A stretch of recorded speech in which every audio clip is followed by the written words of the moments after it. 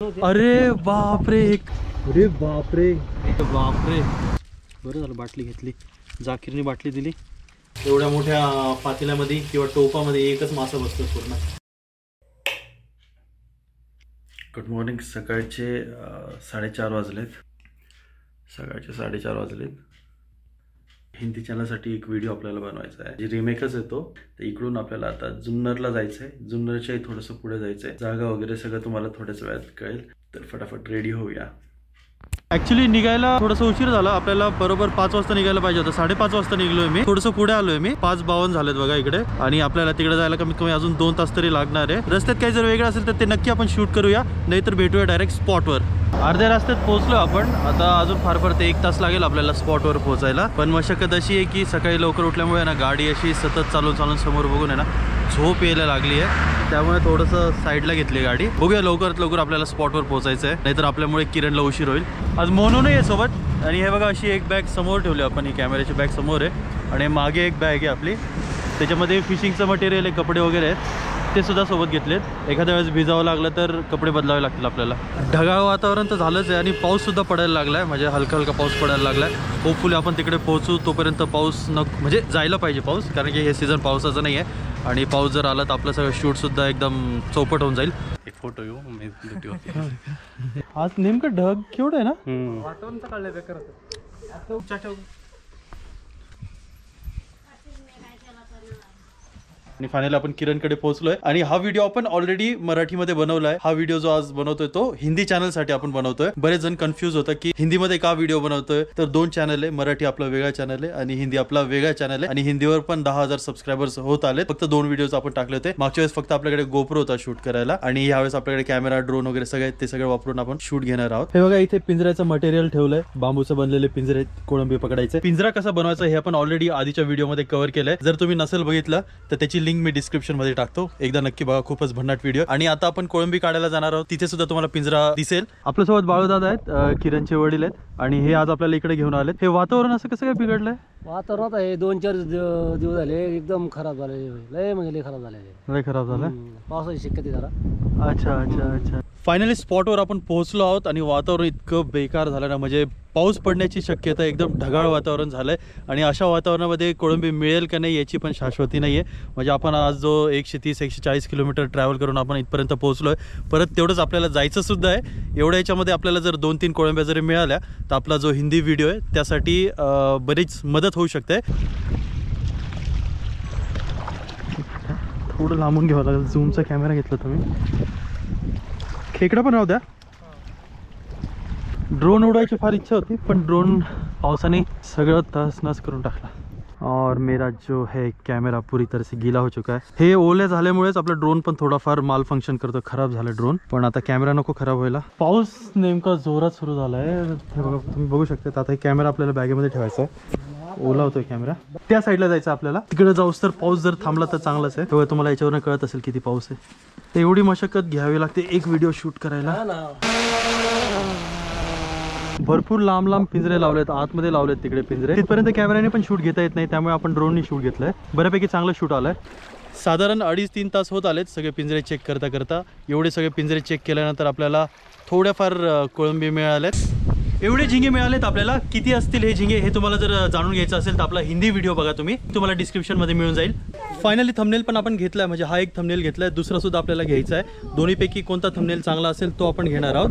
तर आजचं शूट इथलं कंप्लीट झालंय. तर अशा प्रकारे हे किरणचं घर आहे, तुम्ही बघू शकता.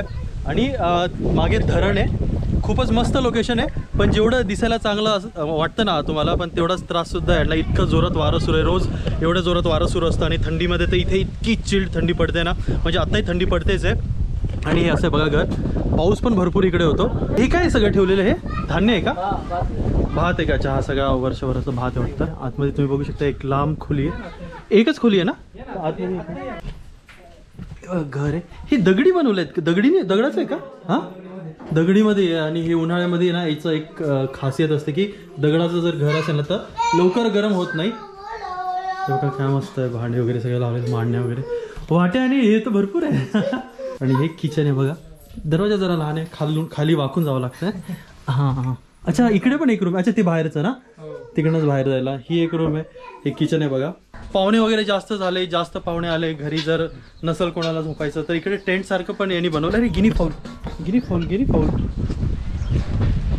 गिनी फाऊल कुठून आणले ही गिनी फाऊल? नाही मावशीने दिले. अरे बापरे, हे काय बनवलं एवढं सुंदर. मी विचार केला टेंट म्हणजे टेंट सारखं काहीतरी असेल. वाह, एक नंबर. बनवून पण मिळतं का असं? वाह वाह वाह. कोण बनवतो? तूच? भाऊ बनवतो का? म्हणजे असे टेंट बनवून. अरे खाली पण व्यवस्थित पाया वगैरे रचला एकदम. अरे यार एक नंबर. उघडतो का? यात काय गार वाटतंय मग. हा हा हा हा हा. कोण झोपलं नाही ना? हां नाही. हे बघा आतमध्ये किती छान आहे. इथं मस्त हे सिंथेटिक गवत आहे आणि हे अशी मस्त चेन वगैरे. परमनंट आहे ॲक्च्युली हा टेंट. आणि इकडे बघा 3 लोक सहज झोपू शकतात ना? 3 ते 4 लोक सहज झोपू शकतात. इथे ऑलरेडी झोपत आहेत. साहित्य फक्त आणून दिलं ना. हां हां. अच्छा, साहित्य सगळं आणून. तो सांगेल ना साहित्य काय आणून देणार. अच्छा, काय नाव भावाचं? मनोहर बांगले. मनोहर बांगले. भांगले भांगले भांगले. मनोहर भांगले. आज जर भेटला असतं तर बरं झालं असतं. म्हणजे हे असं तो बनवून देतो आणि चार्जेस वगैरे काय कसं काय त्याचं ते आता तोच ठरवत असेल काय. हा ना. कन्सेप्ट बघा किती छान आहे. मनोहरनी बनवली आहे, मनोहर बांगले. आणि बांगलेच ना? हां, मनोहर बांगले त्यांनी बनवली आहे. त्यांचा फोन नंबर वगैरे बघूया आता, त्यांना विचारूया. एकदा त्यांना विचारतील आणि पुढच्या व्हिडिओमध्ये आपण त्याची पूर्ण माहिती सकट तो व्हिडिओ बनवूया. चहा घे पहिले, चहा घे तू तर. मग माझं नाव जाकीर सय्यद आहे. कधीपासून फिशिंगची आवड? मला 11-12 वर्ष झाले. 11-12. हे खूप मोठे मोठे मरळी पकडतात. राहायला जुन्नरमध्येच आहे. हे बघा साईज बघा यांनी मरळीची पकडलेली. हां, अरे बापरे, सायपनीज बघा केवढा. झिंगे आहेत आपल्याकडे, तर ते फ्रेश ठेवणं फार गरजेचं आहे. त्यामुळे आपल्याला लवकरात लवकर निघावं लागेल.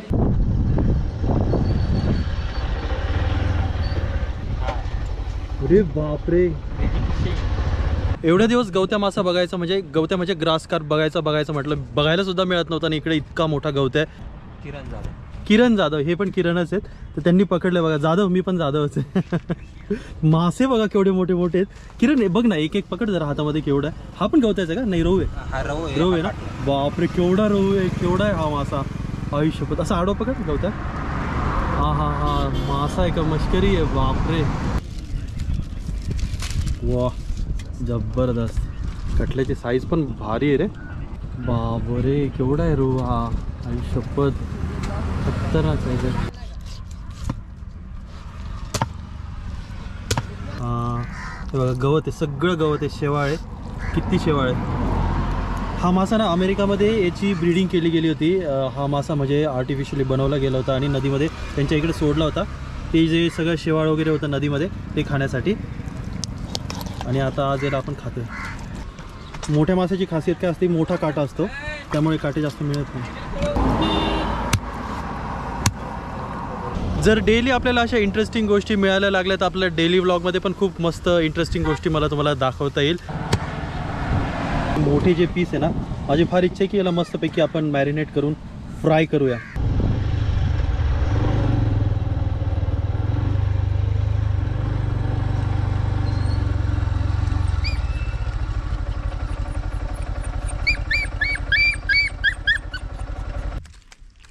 ज्या हिशोबाने श्वास घेत होता ना त्याच्यावरनं कळत होतं याला ताण भरपूर लागली आहे.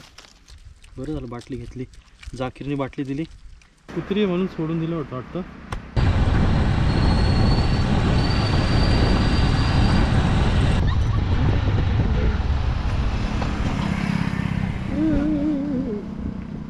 बाहेर यायचं.